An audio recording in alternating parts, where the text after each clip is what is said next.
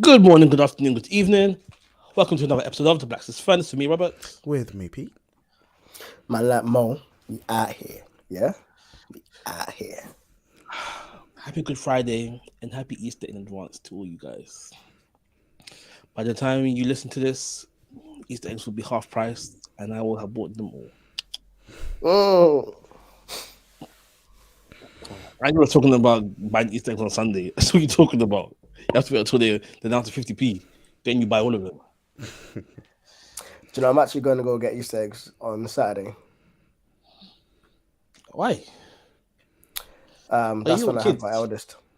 Yeah, I'm getting them because I've got my eldest, so I'm going to go get them with her. And then I'll take Leia with me as well. So yeah, I'll get them to just buy the Easter eggs. Do you think there's any point getting the really big expensive ones, or you think that the Cadbury's ones are just alright for children? Yeah, the Cadbury's ones are. I know they're not going to finish it, so it's just going to be a waste. It's just going to be a waste. Who doesn't finish Easter eggs? Bro, we had expired Easter eggs. Oh. That's how much they don't eat them. Like we had them, it's good. It's good. They would nibble at them, and then it would just stay in the cupboard. And then we realized that these have actually they're gone off. Yeah. Easter eggs last like a year or two. Yeah, I'm saying this is good. This is good. Like, let them not eat it because they're getting it for the novelty and for like the hype of the season. But like Leia doesn't like chocolate like that. Noah would back it. Noah will sit there and back it, given the opportunity. But Leia's not that way inclined. She won't have all of it. It's good. She's actually got an advent calendar that's still on top of the fridge. She hasn't finished it. My advent calendar doesn't get past like this 5th. Oh. Yeah. Cool. So what, you're opening like 2 days at a go? No, I'm just eating it. I'm eating it. Normally I feel bad eating the whole thing in one go, so like give it another day. But I don't do the whole 1 day. No, we do it 1 day, one chocolate, and then like 1 week into it, she forgets. 1 day at a time. Yeah. Anyway, I was gonna say, shall I start with the bad news or the good news? Bad news always. Bad news. Cody Rhodes didn't win at WrestleMania. What? He was supposed to finish the story. He was supposed to get the title that his father never could, and his father died. Why am I laughing? I shouldn't laugh. You just face that so bad. His journey has been crazy. He went from being a joke in WWE, went to go and start an alternative company, came back to WWE as a superstar. All he had to do now was win that WrestleMania, but then he didn't win. Oh, actually, this might interest Peter. WWE and like UFC. No, UFC have bought WWE. I know this. UFC didn't buy WWE. The parent company of UFC, Endeavor, bought WWE. That means UFC bought WWE. Bare specifics. Exactly. I'm just saying, no. UFC bought WWE. All right, okay. Casual. But yeah, anyway, focus. So that was the bad news. The good news, Moses joined church. Woo! You're saying it like you just got saved. This is exciting. Like this is the first time we've all been part of the same church. And it only took like 9-10 years. True. Who would have thought that this would ever happen? Not me. Indeed. What do you mean not you? Why do you say it like that? When Robert first joined, I was proper like, it would be better if all of us were in the same church. Yeah, it's just because like all the way back then we just seemed to be doing our own thing, and the only reason we were together was because of the podcast. We had our separate lives, but the podcast is what brought us together. And now our lives are intersecting a bit more. Yeah, and now we can't even complain about our different churches because our churches are all the same. Now when we come to the podcast and we start complaining, it's going to get awkward.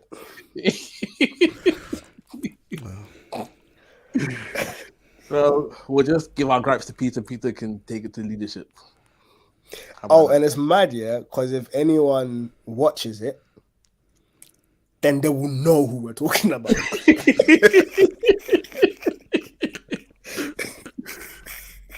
Facts. There'll be no doubt. No, it's like, Facts. oh. And especially if it's something that just happened. It's like, oh, so Sunday, man was winning the madness. It's like, yo. You know, as soon as I said that, I just had to go into the comments tab just to make sure that I don't miss any comments just in case something comes through. Now, if we're going to say anything about church, we need to say it with our chest for real. Because the accountability is strong. But to be fair, one of the times that I went there, Peter and I actually spent an episode dissecting a sermon. Whose So sermon the was good it? thing is now we're going to be hearing more sermons from all of you. Yeah. Not me, boy. Yes, you boy. Boy. Not me, boy. I know what my strengths are. Preaching is not one. I saw Robert said he wanted to do more preaching. He did say I he did. wanted to do more. I preaching. did. And you're really good at I'm not even going to big you up because you're just fishing. Who's fishing? I'm a for fisher of men, compliments. not fisher of compliments. Fisher for compliments. Magnetic earring wearing person. Yo, taking them back. Let me take it. That was a low blow. Let me get it again. That was not needed. That was wrestling. And that came out of nowhere. It's RKO. What's his name? Randy Orton. Is he still wrestling? He is. He's injured at the moment, but he's still wrestling. Get well soon, Randy. Did Did he The get Rock injured show from up? wrestling? People were saying that The Rock might No, show up. he didn't show up. Fam, The Rock is just having a howl of a year. People just seem to be hating him more and more. Yeah, because he ruined Shazam and DC in the process. And now he's He trying to didn't do. ruin DC. He didn't ruin DC. And now he wants to do a live action remake of Moana. What? That's all he's got. Yep. What? That's all he's got. Oh, The Rock. Shout out Dwayne Johnson. I mean, they're doing The Little Mermaid. They might as well. Yeah, but the Little Mermaid's been out for like 100 years. Moana came out like 10 years ago. Yeah, they could do it. They're not going to do a Moana 2. I know, but you have to give some time before you do that to do this. Nah. Action remake. I think they can do it. I think they can do it, actually. It's not going to be good. If they just do like for like, I think they can do it fine. No, but The Rock's not like that. I haven't even watched Moana, so I don't know. You know the big guy. He is the big Maui. guy. He is the big. He's the voice. exactly but the then- big guy. Yeah, but he hasn't got the body for it, so like he'll do it, and then people will be like, "No, it's not the same." No, but Maui is effectively The Rock drawn for kids without is, like the but- mad six pack and everything. Yeah, but he's like a beefy big person. The I'm Rock will be person like fine. a He's handsome person. Samoan. He's actually Samoan. And they could get Roman Reigns to do it or someone. No, remember, it needs to be That- someone that- fat like Rikichi. That man's like, he'll be fine. He's Samoan. That's like, oh, we need a black person. Oh yeah, just any black person. He's fine. He's black. What? No, I actually meant I like hear the you. tattoos and I stuff. hate- yeah. I don't, because obviously in terms of a live action, it's not going to be like for like. It's going to be similar, but not like for like. Well, that's the thing, though. I think I mean, they're you doing say that well. Yeah, with the Lion King, they did that like for like, just with real lions. That was CGI. that was CGI stuff. But still, yeah. I think actually, you guys make a good point. But I think the Lion King failed because it was, Beyonce. Too realistic. yes, yeah. So it's that uncanny valley where Yeah. you've got lions and stuff with human traits. It just starts to look a bit uncanny and unsettling. But like Aladdin, I mean, and as much as they hitched it on Will Smith, you know, why did I say Aladdin? Aladdin was okay, kind of. It wasn't. Yeah. That was quite bad. Yeah. No. I found out that the lady that plays Jasmine is Christian, so I don't hate it as much now. Mad. That bias. I know, right? Hey, who's on the hot seat? I was on last it. week. So. I was on it last week. No. It was. No, it's Peter last week. Yeah, Okay, it was me last okay, you can be in the hot seat this week, man. Alright, bring it. All right.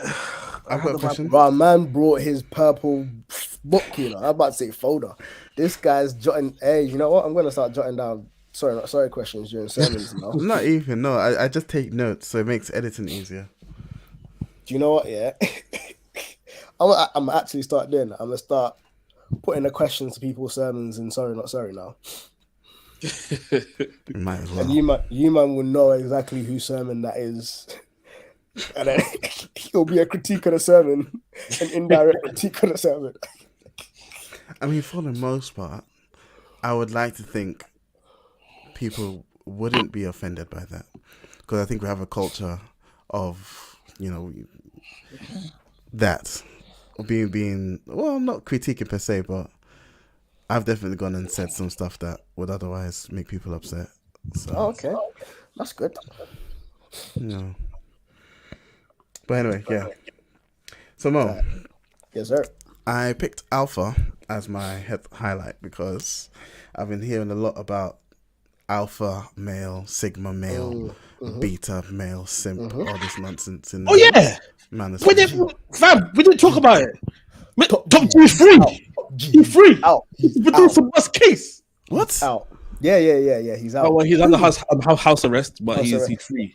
Who? But the thing, Top Andrew G, Tate. Andrew Tate. She thought something's happened and I've missed it. Mr. Producer. Top G's out. He was held without any charges for months, just based on they just kept on extending this. Yeah, it was long, but yeah, alpha, sigma, beta, Yeah. Beta. Simps, yeah. So the manosphere, and I just wanna get your take on where a Christian man should be. Should they be quote unquote an alpha, a beta, simp, a sigma, beta, simp, sigma? Where should they fall Domestic violence. in that Mad. They should be wearing wife beaters, coming like Ice Cube. Nah, I think from a Christian perspective, a biblical perspective, all of that is nonsense. And I feel like society thrusts its opinion of what a man should be so far up. Let me pick my words. So far up, so far down other people's throats. They ram it down other people's throats. But it's not conducive from the perspective of it is highly opinionated and it is reactionary in that there is this new toxic masculinity which went left, and then this alpha, beta, whatever is almost in reaction to that. And it's like, no, let's go back to the times that we were in, blah, blah, blah, this and that. Without recognizing that biblical manhood, biblical masculinity and biblical manhood isn't a quote unquote alpha male. Jesus wouldn't be a quote unquote alpha male in a way that these guys are talking about, in terms of wake up at 5 a.m. and bang push-ups and go to the gym and blah, blah, blah, and this and that. He will spend time with God. He was washing people's feet. An alpha male ain't going to wash no one's feet. An alpha male isn't about servitude. Jesus came to serve. A simp is only about gal. He's simping for gal. That's essentially it. There's girls and he's doing anything to win the girls. Jesus didn't simp for gal. Like that didn't happen. Jesus wasn't this new form of masculinity wearing rainbows and blah, blah, blah. But equally, he wasn't this heavy, macho, like regimented sort of guy. He came to serve. He cried. Like he loved, he engaged with people. So yeah, if I take Jesus as the model for masculinity, which he is, and not just masculinity, but femininity as well, there is a balance between attributes and characteristics that a quote unquote man needs to have. Can you speak more on? Can you speak more on Jesus being the model of femininity? So no. So in terms of modern femininity, I'm looking at things like submission. I'm looking at things like obedience and sacrifice, because when we hear about the wife submitting to the husband as the church submits to Jesus, we also learn about submission from Jesus in the way that he submits to the Father. And so in that, it isn't Jesus is femininity, but he embodies something, because God is transcendent. God is neither male nor female. And in God, we can learn about both masculine and feminine qualities. And so with Jesus being the embodiment of God, in as much as physically he was man, he will still embody the triune God, who is neither male nor female. And so we can still extrapolate qualities that are for the feminine, even as they are for them, as others maybe more so for the masculine, by virtue of the physical body in which he was birthed into. And so in terms of submission, in terms of obedience, in terms of humility, I believe that biblically it is right for women to look to Jesus in doing that. In the same way, equally, men look to Jesus in how to submit to God, how to lead their family, how to serve. And so that's why I use that phrase in femininity. But that's more so in the divine sense, not in the humanity sense, because he embodies the triune God who transcends masculine and feminine. So yeah. Follow-up question. Yeah. This is how serious, how not serious. Right? So with the Trinity, they're all together, but they're all separate, but they're all together. So why aren't God, Jesus, and Holy Spirit's pronouns they them? Because technically they are they them. They are they them, and that's why Elohim is a plural. In Genesis, let us make man in our image. So there is that language, that pronoun representative. And I know that some people have said that Elohim and the let us is the royal us as opposed to the plural us. But we do recognize that there is a Trinity, even in the function of the Godhead. But I think in the Christian sense, Orthodox Christian sense, the word God is encompassing of the Godhead. And so you wouldn't then have to almost individualize if you're speaking about the collective God.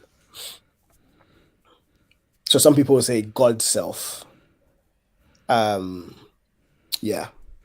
So I think I've actually heard people who will refrain from using masculine or feminine pronouns when referring to God because of everything that's going on now. They'll just say God's own self or whatever. They'll always refer back to God rather than himself or herself, which I know some people are very much, God is a she or whatever. But so yeah, they just say God. I think so what happens to God? So what happens to God the Father then? Well, that's the thing. So he presents himself as male, as does Christ. I think as does the Spirit as well, actually. But I think in part all the shenanigans with pronouns end up being less about sex or gender. Well, no, sex, because gender is the one that is whatever, is fluid as it is now, as it were. But it's less about that and more about sexuality. and they equating somehow preferences and stuff with their identity, and so it's they, them, or she, her, or it's that, and it's all perverse, sexual. It's all a perversion of sexuality than it is any sort of real biological difference. And so when in reference to God, there is no need for this sort of gender neutrality, because on the one hand, he presents himself through his word as male, father, son. Yeah, predominantly as male in terms of but then also he has no sexuality to speak of. Yeah. To warrant the need for that or that sort of extraness. So there are a lot of feminine descriptions or metaphors that God uses for himself. So it's like, I birthed you, I nourished you. Like even when Jesus was saying, like a mother hen I have brooded over you, there are some of these feminine qualities that God attributes to himself, as well as the masculine qualities. And whenever it is suited God, he has used them interchangeably to make his point. So yeah, exactly. There's a difference though between sort of speaking to, say, an activity, or when you speak of the attribute, speaking to something that God does, where the better metaphor is, for instance, a mother hen. I think there's a difference between that and between his presentation of himself through the word, his presentation of himself as a father. Like there's no, if it's God the Father, if Christ says my Father in heaven, if it's you see the Father to see me, there is a distinct, I've presented myself as a father. And even with Christ as well, if there is it's his son, not his son, he's Mary's son of man, all of these indications that clearly state he is a man, then inasmuch as there are feminine or attributes we would say are feminine that go to prove something he does, that doesn't then take away from his presentation as a man. And I think there is an overreaction or an over, I don't want to say sympathizing, but whatever it is, there is, I think, moving in the opposite direction of trying to be super sensitive about some of these things with the gender of God, as it were, where I don't think it's a problem because it's clearly defined. And all of those things end up being in service of people that are super sensitive to that. Can I throw a spanner? Not a spanner, but can I? So in Jesus saying my Father, he wasn't technically wrong because he had an earthly mother, but the quote unquote seed was divine. And so there was a physical mother, but a divine seed being put into Mary. And so technically he could call God dad by virtue of there not being a physical father. But technically, wouldn't he be calling the Holy Spirit dad? Because wasn't it the Holy Spirit that came upon Mary? True. But also, Holy Spirit sent by God the Father, my only begotten Son, because physically he was a son, he was a man. Wait, are you saying? So I don't understand the spanner. So because he does say Abba, doesn't he? Yes, and that my thing is that. So the spanner is almost. He had a physical mother, and so biologically, his dad is God. No, but then Mary wasn't his biological mother. Come again?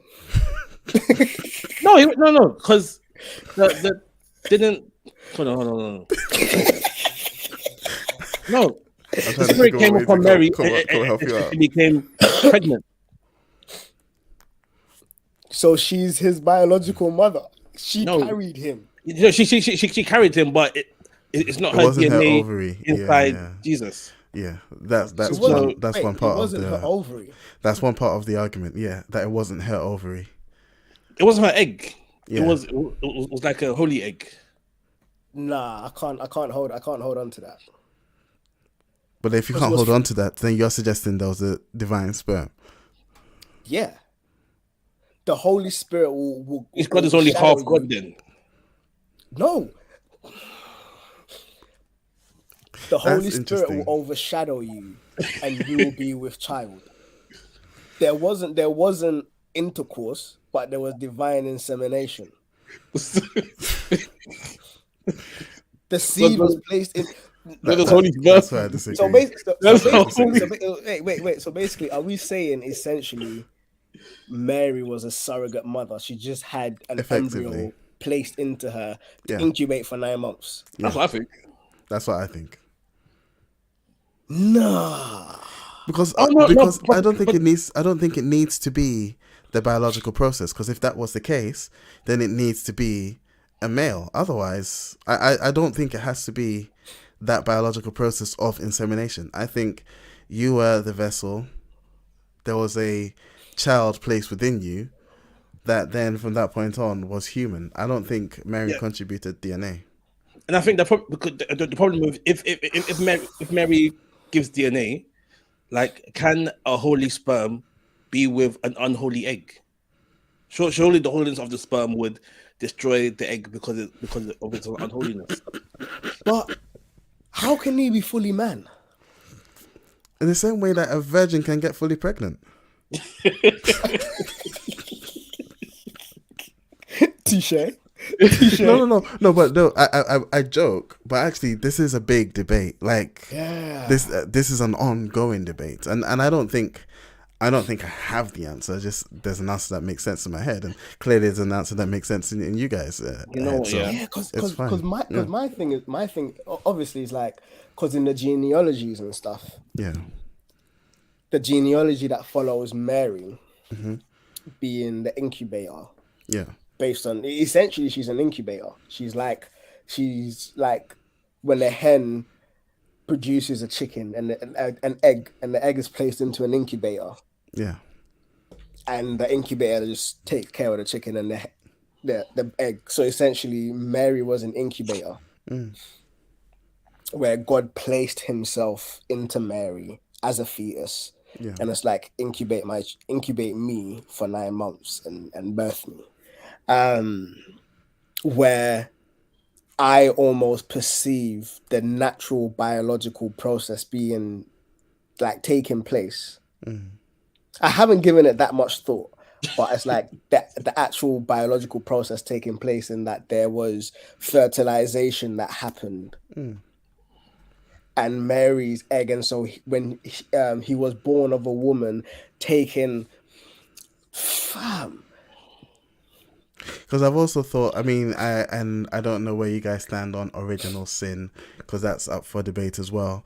But I've always thought part of the fallen nature of every child born is inherited from a biological defect introduced when Adam and Eve ate the fruit and died, as it were, such that we're all now succumbed to death. And then in addition to that, everyone sins and falls short, and thus everyone needs Christ. But I've always thought, because of that as well, that would introduce that element of sin via Mary into Christ, which I don't think he had. I have a question. Do you think... Okay, I'll ask the question and then I'll explain why I'm asking the question afterwards, okay? So even though he didn't, do you think that Jesus could have sired children if he chose to? And would they have just been like normal children? No, I don't think so. I think he could have, because he's God. He can do anything. No. But in his form, in his like human form, if he has sex if he was with a woman, fully human, yes, yeah. So could Jesus? And I also fully think when the Bible says he was tempted in every way that we are tempted, I fully think there were people there trying. Yeah, no. That part's not important. Right. If Jesus has sex with a woman, could that woman become pregnant and have a baby? I think so. Yes. Yeah. And I think that baby would have been Nephilim. So, going back to biology lessons, go back to biology lessons. If that's the case, then Jesus. Hold on. Let me get this right. Careful, man. No. Because no, because like if a tiger and a lion have sex and they have a baby, right? That baby cannot have children because it's from two different breeds. Okay. So Mary and God, technically two different breeds as well. And so if they had Jesus together, if God, hold on, I'm getting there. If God and Mary came together to create Jesus, Yeah. because they're two different species, Jesus wouldn't be able to have children. Reproduce. Yeah. So if he could reproduce, that must mean that the sperm and the egg must have been from the same species. That same species being God. Therefore, Jesus is not from Mary. What? This is one bad equation. What part did you not understand? I hear what you're saying. That last bit, I lost. It was tacked on. I followed the train of thought. I was like a followed hard left. No. Followed the train of thought. But Yeah. God, if God and Mary came together to create Jesus, because they're two different species. Yes. If they came together, because they're two different species, Jesus would not have been able to sire children of his own. Okay, but because we believe Jesus could sire children of his own, that must mean that the sperm and the egg must have come from the same species. Therefore, both the egg and the sperm came from the godly species of God. Okay. All right. Okay. I still say no. I still say no to that specific statement, because if Jesus can lay his life down and take it back up, then he can produce life. By virtue of his divinity, he can produce life. Yeah, but not in himself. Or he could in himself, but not out of a woman. I mean, he raised the dead, so he produced life in other people. No, there's difference between raising the dead and there's difference between raising the dead and your actually recreating and stuff. Yeah, but divinely, he could do that because he could do anything divine. he wanted to do. Exactly. But yeah, I haven't given it much thought. But in terms of the original sin, I had almost the way that it was explained to me, or I had heard it, I don't remember where from, but it's almost like it's through the Adamic line, which is like the male lineage. And so anything that is almost tainted by the male sperm becomes broken. But then by extension, it means women have male sperm in them, and so they inherit original sin. Which also means that Jesus was born with, however you want to see it, the trait, the defect, or whatever of original sin. Which would actually produce the ovary. If Mary produced the ovary, which would actually make his struggles more what's the word? What's the word I'm looking for? Genuine? Relatable? Yeah, genuine might be the thing. Might be because if he was fully divine, in that it was a divine embryo and a divine sperm just placed in a human. Is it if he was fully divine? Like he isn't fully divine. I mean, just fully divine and not fully human as well. Yeah. Okay. No, but he's fully divine within a human shell. No, he's fully divine and fully human. He's fully human, 200%. Fully divine and fully human, 100% God and 100% man.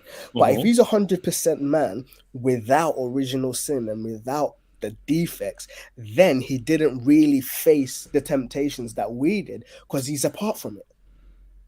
No, because he is only righteous because let me not say only righteous, but it's like righteousness is when you are faced with temptation and you are able to overcome it.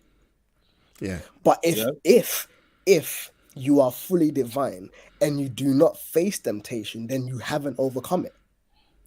Unless the fallen nature of the flesh actually makes that the pull of that temptation. You actually feel the pull of that temptation because of the fallenness of your humanity. Is original sin? No, I don't think original sin is sin, okay, because okay, I that can see then that. means that Yeah. every person who's born, if you're stillborn, you're going straight to hell, and I don't believe that. I don't believe a just God will send you to hell when you yourself haven't performed a sin. But if original sin automatically condemns you to hell, then arguably God is not just, What because if you original sin haven't, is inherited biologically? but you haven't committed the sin. But you've inherited it biologically. You, You're you've only black inherited, because your dad's black. yes, but I haven't played into the stereotype. No, but regardless of that, if your dad being black precludes Yes. him from heaven, and you inherit that, But we recognize that in God's kingdom and in God's nature, it isn't like the righteous will be saved by their righteousness and the sinful will be saved by their sinfulness. And God says, in as much as God says, I will punish the unjust to the fourth generation and I'll bless the just to the 1,000th generation, it also says, if a righteous person sins and they die, they'll be punished for their sins. If an unjust person turns and becomes righteous and he dies, he will be rewarded for it. And so, in as much as you were born into sin, if you live a just life, you will get a just reward.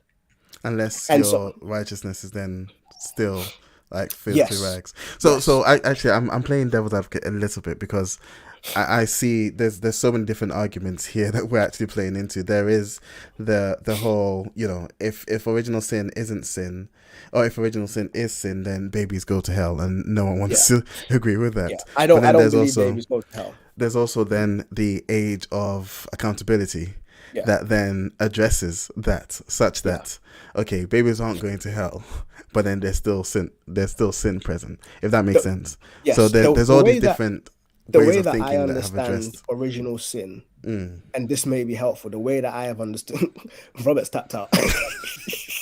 I'm trying. The way that I have understood original sin is man is born with the disposition towards sin. Our natural inclination is towards sin, not towards righteousness. And so a kid doesn't have to be taught to start lying. All he knows is survival instincts. If I say yes, I'm going to get smacked for this. I'm going to get in trouble. So let me say no to preserve myself. I want self-preservation. I want the sweets, but daddy say don't take it. Can I sneak it? Because that's what I want. There's that selfish intent, which is the disposition towards sin. And that's how I've understood original sin to be, that we are born with a natural disposition towards sin. So if it's like a 180-degree line, one end is righteousness, the other end is sin. Yeah. We are born askew Facing sin. 90 degrees facing towards sin. So whether it's 88 or whatever, but we're facing sin rather than facing righteousness. Yeah. And so our natural inclinations lean us towards sin. Yeah, which is a perfectly valid interpretation to hold. The other side of the coin, which is where I've held, is original sin is it automatically precludes you from God's presence because there is sin present. However, there is Adam and Eve, after eating from the tree, gained knowledge with which they knew they had done something wrong. They knew they were now naked. They knew, and thus there is an element of you sin when you are able to know that you have sinned.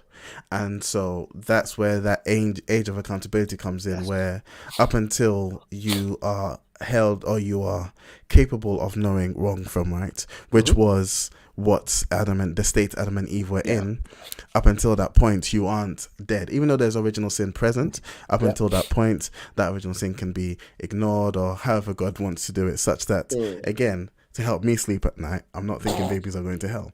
That also then ties into God saying, I will punish the unjust until the 4th or 5th generation, but the good I will bless to the 7th, because in those times, the 4th or 5th generation are still present.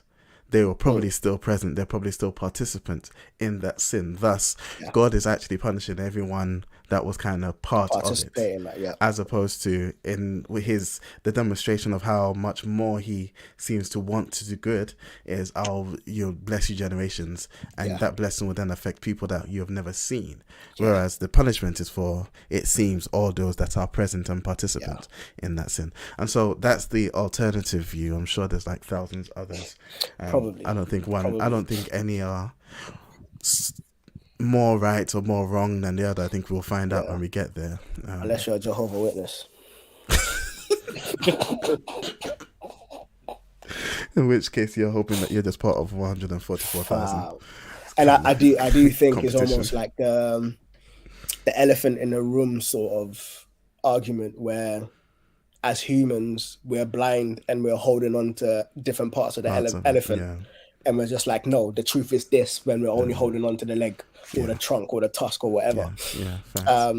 So yeah, that it is like, if we can figure God out, then he's no longer God. What's the point?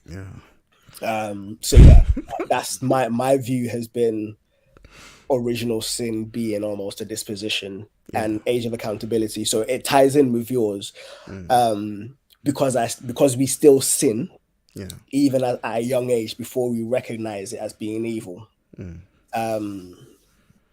And then when we recognize it at whatever age we do, then we're held accountable. And even in the Old Testament, it's like, if you sin unintentionally, or if you're unaware of your sin, as soon as you become aware of it, then you offer the sacrifices.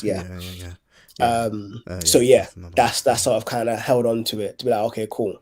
Yes, it is there. And I think that's why I've also held on to Jesus being the product of Mary, in that there is the real pool of sin in the humanity, but the divinity has almost is the pull in the other direction. And so when he dies on the cross sinless, the weight of his sinlessness is even heavier, because he felt the effects and the pull of being fully human.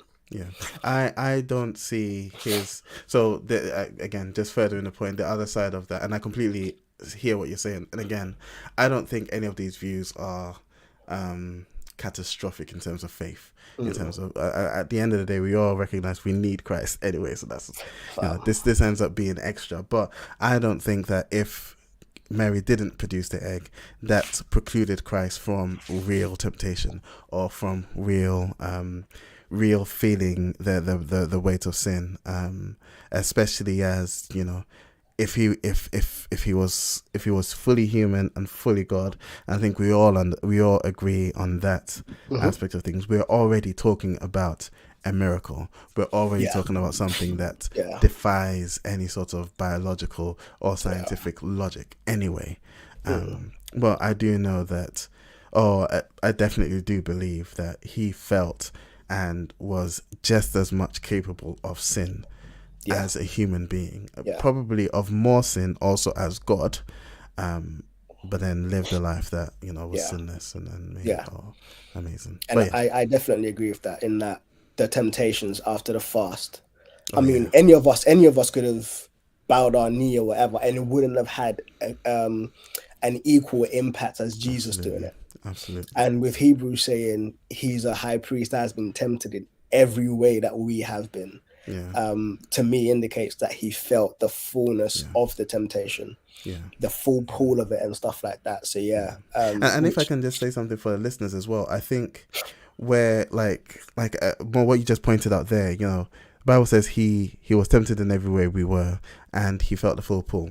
Anything before that is almost not important as to, can he feel the full pull if he's not produced by Mary, or can he not feel the full pull? Whatever. All of that before that point ends up being extra. We can talk about that because we've got time.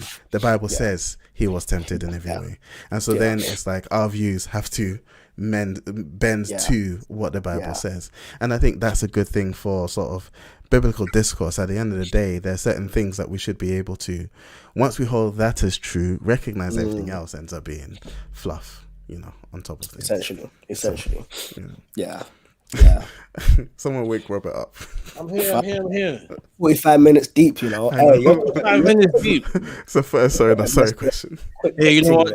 Let me not even do my sorry question. Let's just jump into the episode for today. Stress. that was a meaty one, you know. That took all the twists and turns, bro. That was a Definitely meaty did. one, Start and from it drew Alpha all too. of us into it. Yeah. I even forgot we started from Alpha. But yeah, oh sorry. In terms of the Alpha question, what's your thoughts on my response? I wasn't looking at it from that point of view. There's of course, all of that. I definitely agree that all that is nonsense. The whole alpha beta simp, and I agree with your presentation of Christ. At the end of the day, he was. So yeah, it was because you said that, and then the femininity. That's why I related to that side of things. But no, at the end of the day, Christ presented, crying when he knew Lazarus was when he saw the effect Lazarus' death had on his people, and even then, more so crying, knowing that he's going to lift him up. Facts. Like that's a man that's completely in tune with his emotions, as it were. But then he's also the guy that was slapping people around and turning over tables when the situation called for whipping them, in the temple. Exactly. And that same guy, as you said, washing feet. So I completely agree with the presentation of Christ as man, as masculine, doesn't even need to bow down to any of these categories. I think when I asked the question, I was like, oh, if you had to put him in any of these boxes, where would you? But again, I think you gave a valid answer. Like, none of these boxes are important anyway. So yeah, he wouldn't fit into any of them. Yeah, he wouldn't fit. And in your description as well, I really want to add, like, Jesus talked about his problems. He mentioned to his disciples when he felt anxious, when he was burdened with different things, but he also prayed about them. Yeah. He prayed, in as much as he spoke to, so in terms of like counseling, having godly counsel around you, blah blah blah. But Jesus still prayed. Like, he prayed to the point where his sweat was like pools of blood. Like, he committed his stuff to prayer, and he spoke to people about it. So when you're like, real men don't feel real men, hard as nails. Nah, like Jesus, yeah, he cracked through that. So yeah, Robert, over to you, man. We're breaking free, soaring, flying. Anyway, so this week, maybe last week, Andrew and I got introduced to a new show on Netflix. It's not a new show, but we've been introduced to it. Fam, when you said Andrew and I got introduced to you, I thought this conversation was going left. Why? I thought you were about to talk about the ABC thing that we were talking about the other time. No, ABC of Kinks. Oh no, it's on the same line. Oh dear Lord. Oh dear God. I preempted it, but no, the show is called Sex Life. Right? I think I heard of it. I think I heard of this one. I saw a headline of an article something about sex/life or yeah, life. That's the one. Yeah, okay. That's the one. I didn't read it, so I was like, oof. But yeah. So the premise is there's this stay-at-home mom. She's living like the quote-unquote perfect life, She's got a doting husband who's like perfect in every way, loves on her, lovely, all of that. She's got 2 children, just given birth, but she's feeling dissatisfied, and her mind keeps going back to her ex-lover, and the sex with her husband's all right, but it wasn't the fiery, intense stuff she was having with the ex-boyfriend. And I shall. Rob, you don't know how crazy. So if you're gonna watch this with your partner, because there are very graphic sex scenes in it. So don't watch it by yourself unless you're. Yeah, I'm not watching it. And so she's started writing this like diary on her laptop, just to get all of these feelings out, right? And then her husband finds it, and then he starts imitating the things that he's seen her write about her ex-boyfriend, just to try and spice things up a bit. And it's all a mess. And then the ex-boyfriend comes back into her life as well. And it's all over the place. Like, I've watched 3 episodes. Oh, hello, babe. That's it. I don't know if I need to edit that out, to be honest. Do you know what? Yeah, that sounded kind of. Just say stuff like that. It's just like, yo, what's behind the screen? You will never know. You can ask your wife. Robert sounded like he was about to end the podcast. Like, But anyway, it's wild. It's wild. There's the sex all over the place. There was one scene having sex in the car because she's a mother now. They're trying to get on with it, but breast milk is squirting out of her breast and everything. It's crazy. That's mad, man. So you couldn't. so they said this is on Netflix. a breast. Netflix. Yo, it's kind of And crazy then- what's on there, you know. And then, You know, you and then can one put, time, like on a Netflix account, on their accounts. Sorry. You can like put age ratings on a different accounts. Yeah, you can. can- But I mean, Yeah, the yeah, reason yeah. that it scared me was because sometimes Z will take my phone, and well, on her tablet, she's got her own profile that doesn't have access to Netflix. But if she goes onto my phone, for instance, she might go and then try to look for Grizzly and the Lemmings or some Cocomelon or something on Netflix. And anyway, yeah, she might see some manners if she's not careful. No, I'm saying. no. She might see some melons. Mad. And then, there was one scene. The husband went to go and follow the ex-boyfriend. Just like I think he wanted to have a conversation because, like, after a while, I think it's getting to him that he has to pretend to be like the ex-boyfriend to get his wife to feel like wanted or seen. And so he follows the ex-boyfriend. He goes to this like exclusive gym. He's like, "Oh, let me get day pass." The lady was like, "No, sorry, you have to get £600 a month contract." Like, "Oh yeah, let me get it." Goes buy the clothes, and then he goes does the workout. All this time, still doesn't talk to the guy, and then they hit the showers. Yeah, and then the ex-boyfriend turns around, and he is huge. When I say huge, I was like, "Yo, this guy's half horse, bro." And then the husband sees it. The guy leaves, and then he's just there against the wall, like. That's the day you cancel your membership. Car, regardless of how much you bench, you ain't. It's not.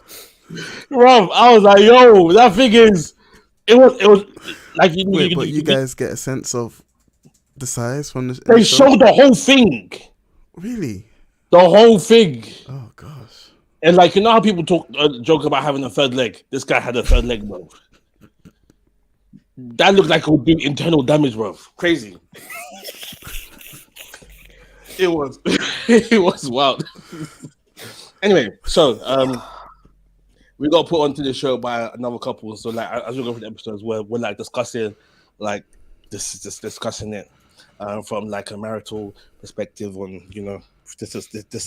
dissatisfaction with their marriages and blah blah blah, all of that good stuff. And one of the things that came up was I don't know if you've heard about the term the Madonna whore complex. The who? The Madonna whore complex. No. Okay, so Madonna whore complex is this idea. I think it was Sigmund Freud that came up with it.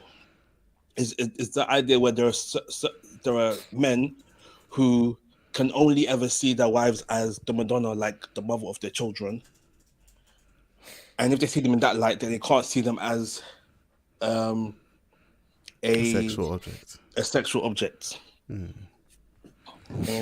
so yeah, so I only see them, the wife as a mother, but not as someone they can be sexually active with. And and like apparently this is like a whole thing. And it was talking about how like just in general, women like men in general can only ever see women as like the innocent, nice girl or like the super freaky freak. It's kind of hard for guys to mesh both into their minds. The two things together at the same time. Which guys? And so we're discussing this, and we're discussing like the effect the church has had on this view that men may have of women. When it comes to like purity, men look at your wives as pure, be pure of your wives, and when it comes to the bedroom, they can't make that switch to seeing them as this is someone I can have sex with freely as long as there's no animals or dead people or other people. You know, let's get on. Dead people. Wow. What is the thing though? That's why Robert's like I don't know why I said dead people. Like Robert's Man, cool. dragging Yes, in people living dead people. people. You know? Man's dragging in a corpse to the bedroom. What's going on tonight? Oh, you're gonna find out. Well, yeah. So I wanted to have a discussion. I don't even have time to how we keep dive Thankfully into this. not. Thankfully not. This is a Smash Bros episode. Yeah, bro. Oh yes, We but can- firstly, what are your guys' thoughts on this whole Madonna whole complex thing? And do you think it's true? Do you think it's as big as a problem as it's been made out to be? Within the context of like Christian marriages. So okay, I'll let you go first. Go ahead, man. Go ahead. So I think I kind of for me it raises two potentially two definite issues. First one being the real benefit of not having sex before marriage, where you don't have that comparison, you don't have that sense of, oh, but Bob did it like this or whatever, or I did. he touched my neck and I melted or whatever. There's not that comparison. There isn't that for a lack of better word, a yardstick that you're measuring him against. Yo, sometimes you need 2 yardsticks, bro. So like there isn't that backlog. But also for me it raises the it also raises the point of explicit content. Because I, not particularly with gems, but I recognize that because of explicit content and because of, I grew up in Ghana and most of the explicit content I saw was of white people. So I grew up seeing black women as more as like my sisters, my mom, like these are people. And I saw white gal as, nah, you're just here to get banged out. Like that's because all the explicit content I saw was just them getting hammered out. So there was that differentiation for me. And so there was a sense of, nah, yeah, like black girls are cool, but it's the white girls that you want. God, them man are freaky. I don't know, my voice changed. And so even the way that I viewed women simply by their race was altered by the explicit content that I was exposed to. And so it isn't necessarily the Madonna whore complex, but recognizing how explicit content has shaped my perception of women and what women can do. And thirdly, it raises the necessity of discovering and enjoying your partner and you and growing in the fullness of what the relationship is.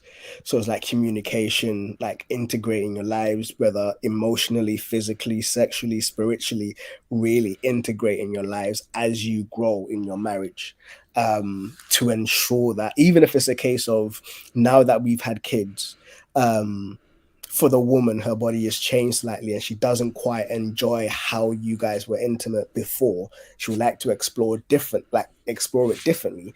If your communication isn't in a healthy space where she can express that, then there's going to be a crisscross of information or just what you understand intimacy to be.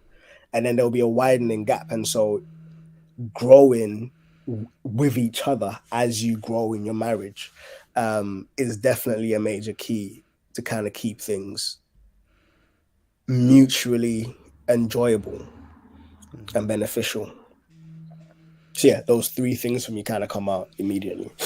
Yeah, similarly, I think definitely that whole idea of virginity and sort of as it seems to be presented in the Bible,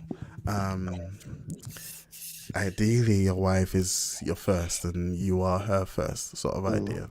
That definitely comes to play in one area where maybe the Bible presents, well, not even maybe, the Bible presents a better alternative to what the world is suggesting, because that scene you describe of them in the showers, it's like, how do you move on from that? Because that's something you can't do anything about. Like, no matter how many weights you bang, no matter how much you try to imitate this person, that's something you can't. I mean, the surgery. The stroke game is still slacking. You know, that's, and it's not even because your stroke game, your stamina, it's the equipment you were handed. It's just not the equipment this person was handed. You know what? Yeah, I heard this one joke. It was peak. A guy broke up with his girl, and his ex got a new man. And one day they were at a party. The girl was there with the new man. Obviously, this guy's still hurting, so he threw a couple drinks at the back of down his throat. He got that liquid courage. Went up to the new guy and was like, "Oh, how does it feel sleeping with my leftovers?" And the new guy goes, "Oh no, it's cool because after 2 inches, it's practically brand new."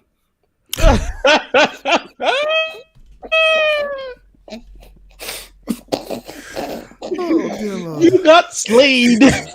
Oh no! Fatality. Oh no! That's like emotional damage. Emotional damage. That would sober anybody up real quick. What? But yeah, so it's like, you know, that's why the Bible's prescription. Oh my God, that's why the Bible's prescription seems much better. You know, much better than the world's. Go and have experience. You speak about Top Guy. It used to be about Top G. And actually, I don't know if this is Top G's thing. I think it was the idiots on Fresh and Fit that were saying this. Was that, oh, by 30 you should have slept with 50 women or something like that. Yeah, I think it was, that being his prescription for what it takes to be a good guy. It's like, this is clearly 1, juvenile, 2, stupid, 3, demonic. Anyway, the other side of that is, what was I going to say? I'm coming to a place where I actually think people should have got married much younger. I think the whole thing with Paul saying, if you can't deal with those emotions, you know, marriage is a solution. One of the solutions to, you know, the raging hormones that you go through. I think, if I think about the way maybe it was designed, you grow up, you have your childhood, you hit puberty, you start maturing. By the time your hormones start going crazy, you should get married. And that should be, you know, till death do you part, ideally. Because then, again, you don't have all these things to compete with. You don't have someone's past to compete with. And anything you guys are doing together, hopefully.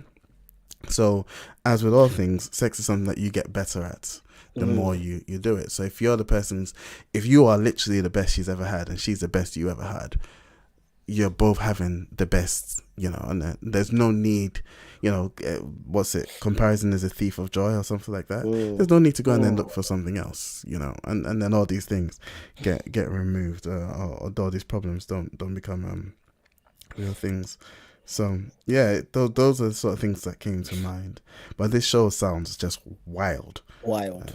It is wild.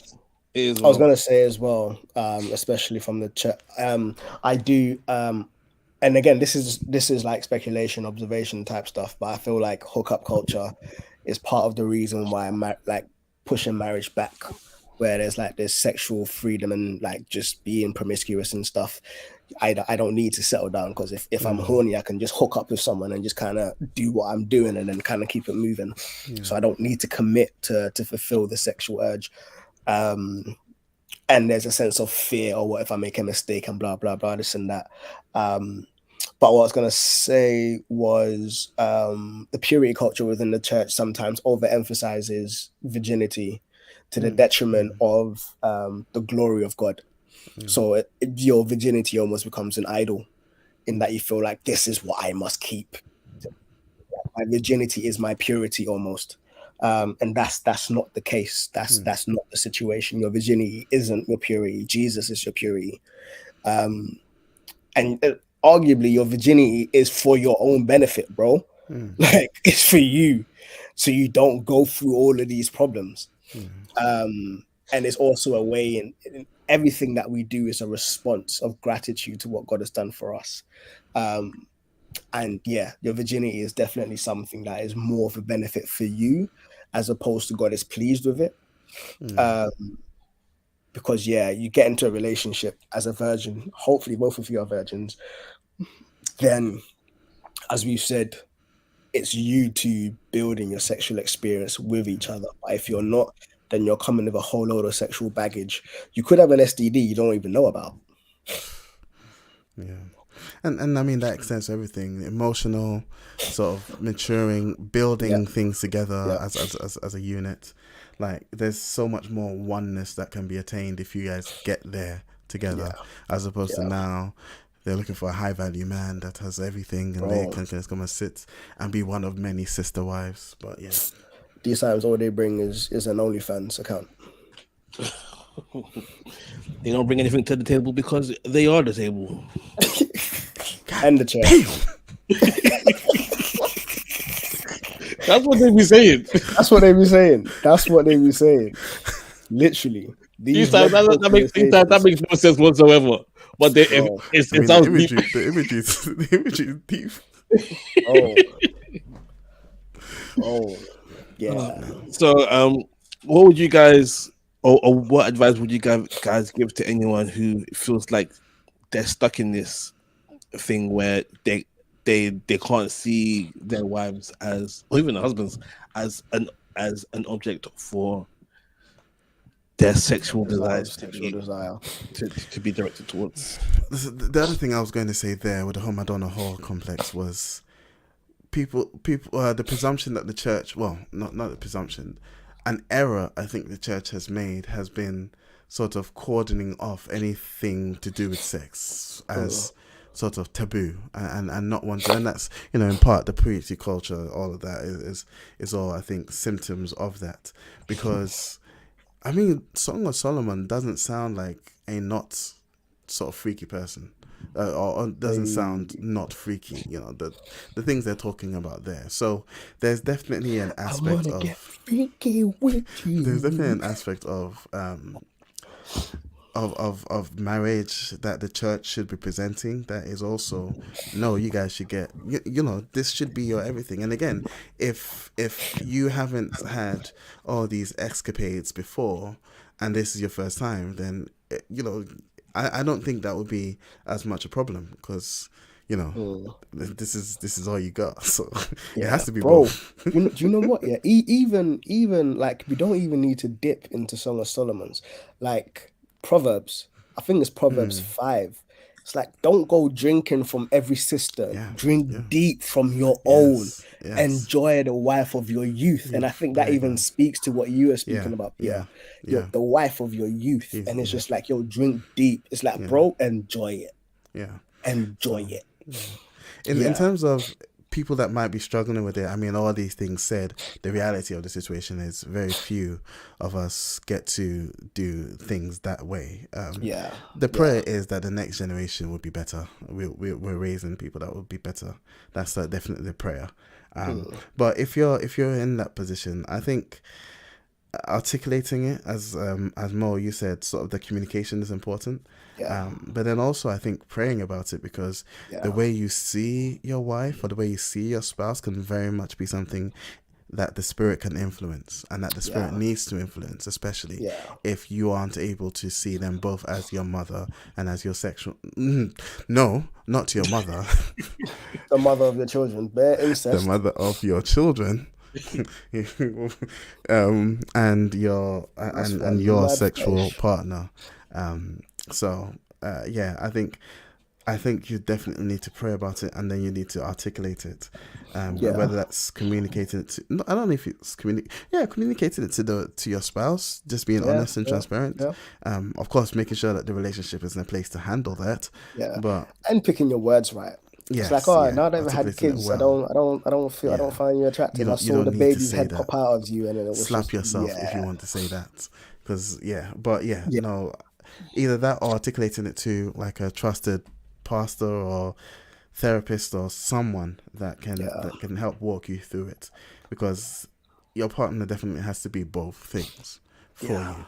unless you want to go and have a polyamorous relationship where you've got the mother that you treat like that, and then you got the whore on the side that you treat like that. And if that's your Concubines. case, then go and burn in hell, innit? But And like the problem, like it's something I guess you can manage, but in doing so, you are missing out on, you're almost missing out of like being wholly married to this person.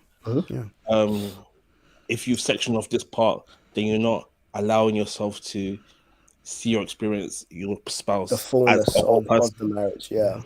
You're not truly one. Yeah. I would also add, I think Peter's touched on everything that I would say. What I would say is literally just an elaboration on one part. From what I have experienced and witnessed is most of the sexual issues that you will have a psychological history.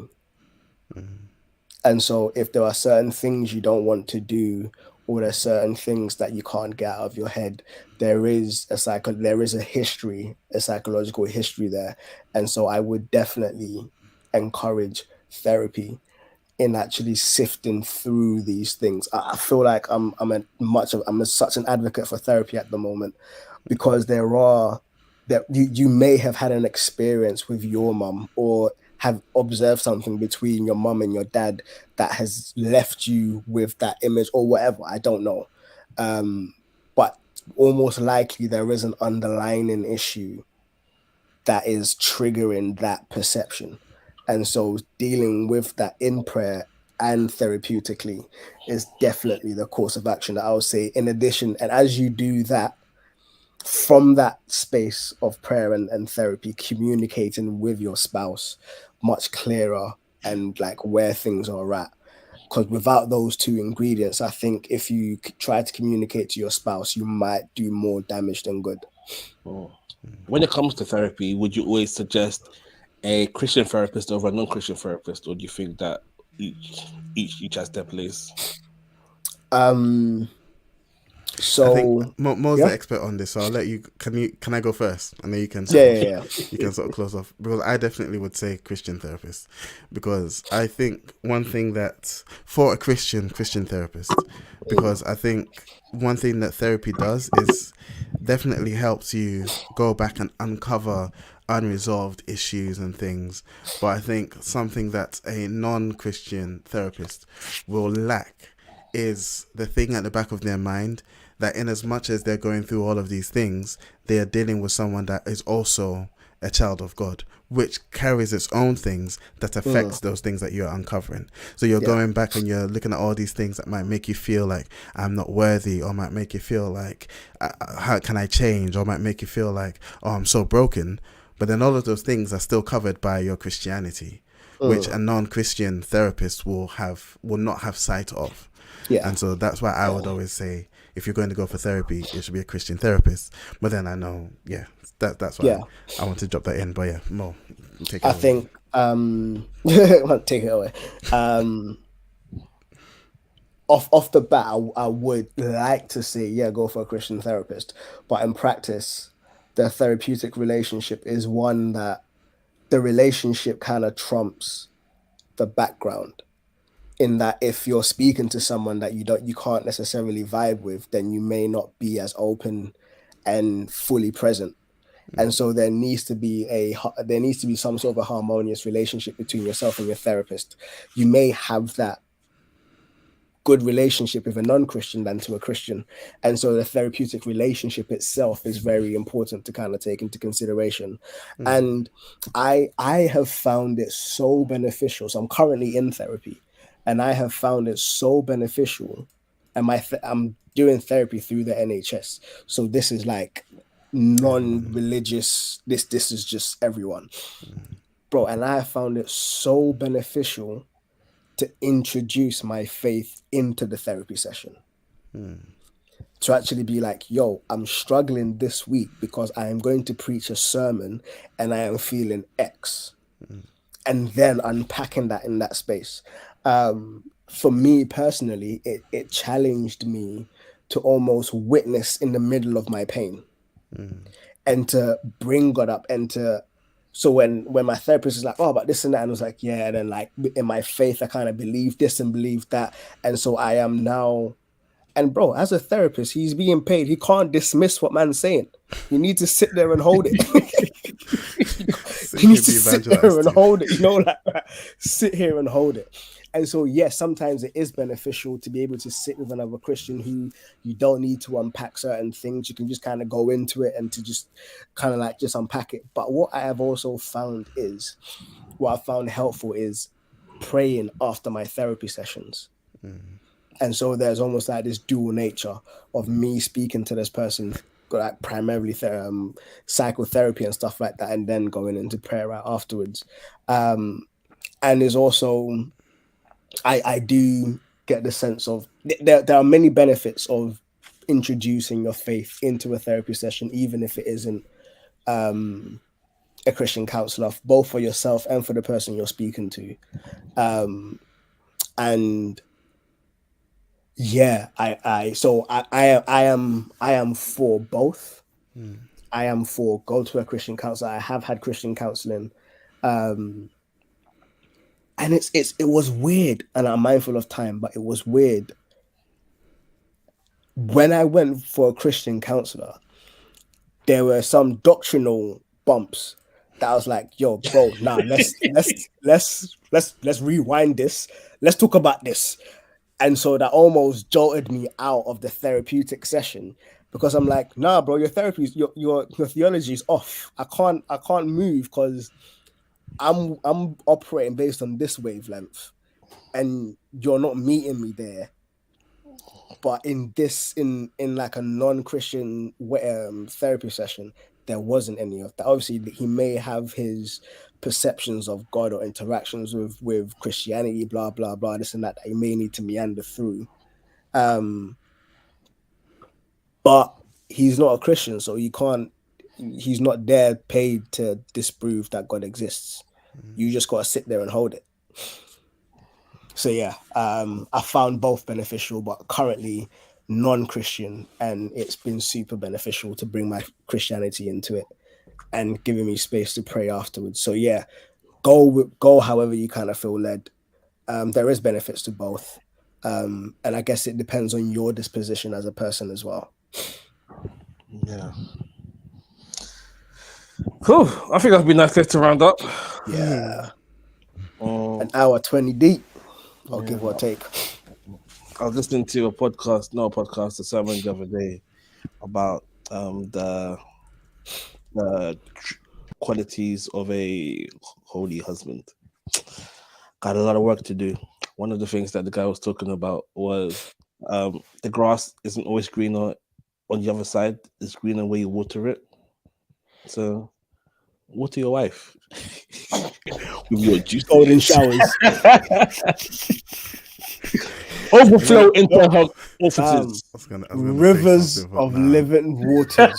I'm not drizzle it all over the gaff. Come on, to the windows, to the walls.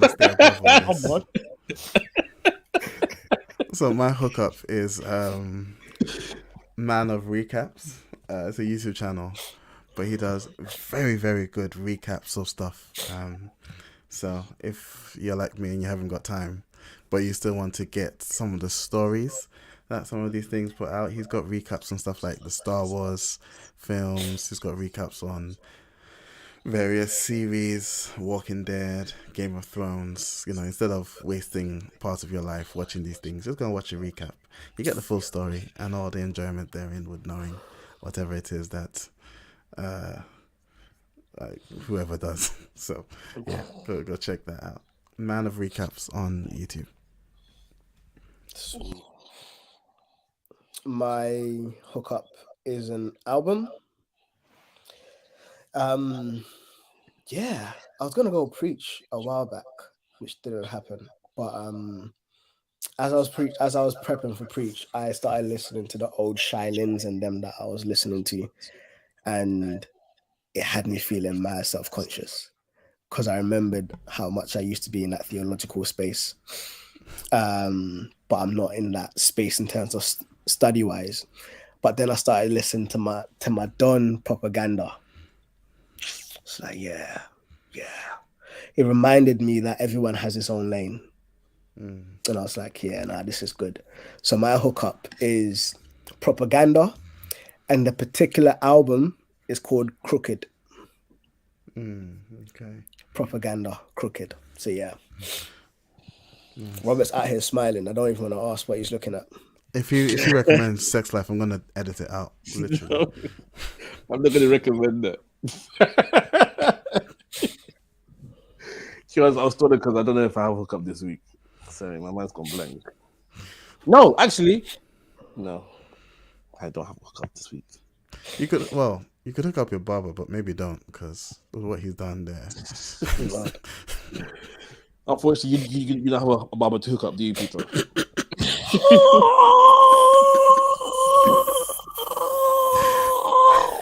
I did not check on my bases. I don't know. That was a joke I can make. I still get my beard trimmed every now and then. It was above your pay grade. You could hook up KR. Could hook up the KR. KR's yeah, KR's got a book. Let me find it. So in our church, there's a man. His name is KR. He has a new book out, Activated for Ministry. I don't know if is it out on Amazon yet? Oh, Yeah, it's out on Amazon. Yeah. So yeah, his name is KR Johansson. Yeah. So Peter will put a link in the description. Yeah. Go check it out. Show him some love. Make him rich. Come on, guys. Let's get him to 100,000 books sold. So you can tithe more. And Peter put a affiliate link Affiliate so from the link. money Yeah, can yeah, podcast. Okay. All right. Okay. Nah, you better put the affiliate link, you know? Because we just go and get affiliate links like that. Like, Yeah. Just get an affiliate link, bro. anyway. Make it happen, PR. You're the tech person. Ordinary Amazing needs an affiliate link with Amazon. And I need royalties. Okay, guys. We'll split it. It's cool. Okay, guys. If Peter, third each. if you feel bad about doing this, Moses and I will just split the money between us, and then Yeah, the just can be clear. We'll tithe your third. It's cool. All right. Oh, I had the question I wanted to ask. There's no more time. I think it's a genuinely interesting question, but I'll say it for another time. Remind me. We've gone 122. What's another 8 minutes? Okay, so you see, I think it's in James. It says that you ask, but you don't receive because you ask with impure motives, right? Listen to this, all right? Here's the idea. What would happen if I prayed for Peter to win the lottery? Peter, you prayed for Moses to win the lottery. Moses, you prayed for me to win the lottery. And we generally hope that each of us wins the lottery. And we have a pure motive for wanting each other to win the lottery. Is that a way to game the system? To each win the lottery. Man said game the system. because it's the general desire for us all to become rich. And that is your downfall. What do you mean? System, that phrase right there is your downfall. It's only this. It's the only phrase I can think of. That game, that phrase right there is the downfall. Because God can make you rich in other ways. But I want money. Like God can legit make you rich other ways.